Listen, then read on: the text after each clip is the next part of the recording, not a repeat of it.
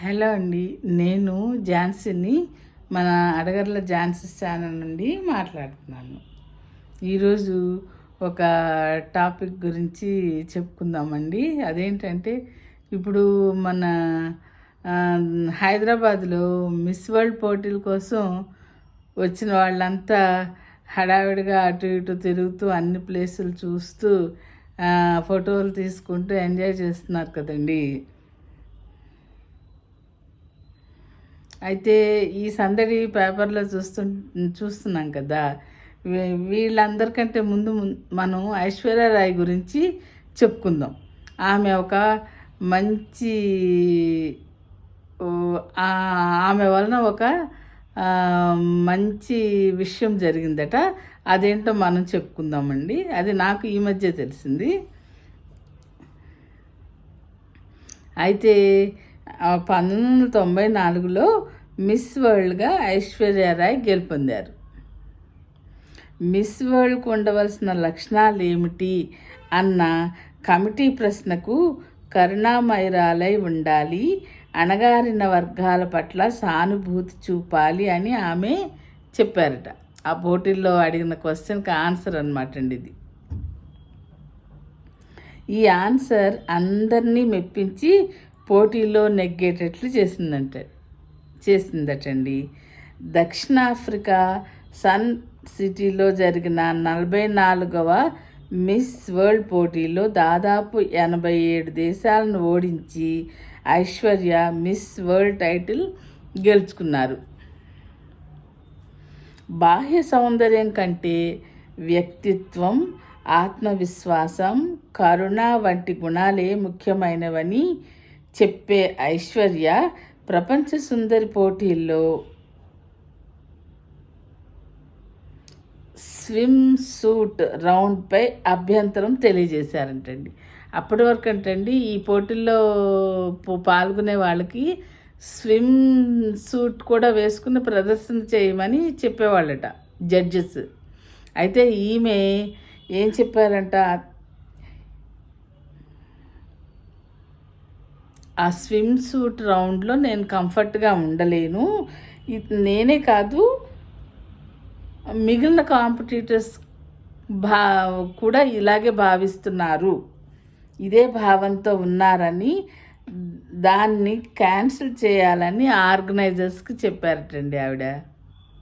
చూసారా ఎంత మంచి ఇది కదా. స్విమ్ సూట్ వేసుకుని అంత మంది ముందు ఉండాలంటే, స్విమ్మింగ్ చేసేటప్పుడు అంటే అది వేరు. ఈమె ఇలా అభ్యంతరం చెప్పారట, మేము చేయలేము, అలాగా మాకు కంఫర్ట్గా ఉండదు. నా భావనే కాదు ఇది, కాంపిటీటర్స్ అందరికీ ఇదే భావన ఉంది, అలా చేయడానికి అభ్యంతరం ఉంది అని చెప్పారట. ఆ తర్వాత రౌండ్లో అది తొలగించేశారంటండి. ఇది చాలా మంచి విషయం కదా ఆవిడ చెప్పడం వలన.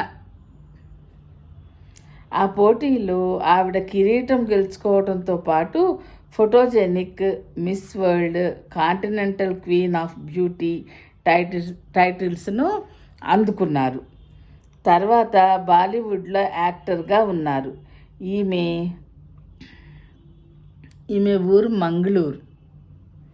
చదువులో టాపర్ అంటండి. మిస్ వరల్డ్కు ముందు ఆమె మోడల్గా కూడా ఉన్నారు. మిస్ వరల్డ్ అయినాక విశ్వశాంతి కోసం కృషి చేశారు.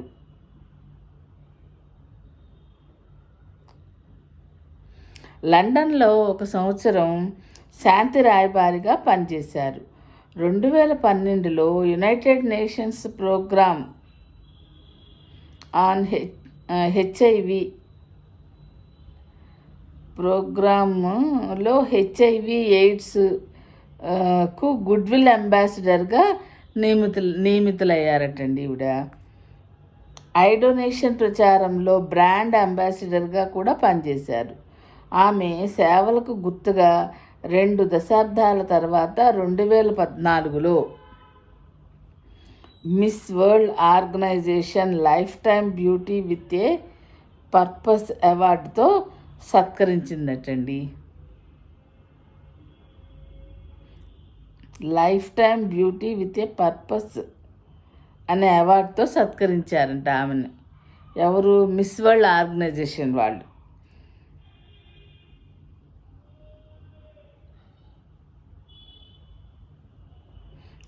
ఇదండి ఐశ్వర్య రాయ్ గురించి విశేషాలు. స్విమ్ సూట్లో పాల్గొనే పద్ధతిని ఆమె మాన్పించిందంట. ఇది ఆమె చేసిన గొప్ప మేలే కదా మరి. ఇది తెలియజేయడానికే నేను ఈ వీడియో చేశాను అనమాట. ఇప్పుడంతా సందడిగా ఉంది కదా మన హైదరాబాద్లో.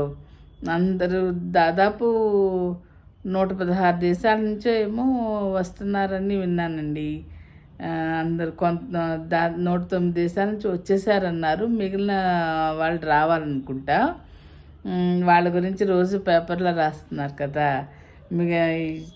ఆ విశేషాలు మళ్ళీ మనం ఒకసారి చెప్పుకుందాం. ఉంటానండి.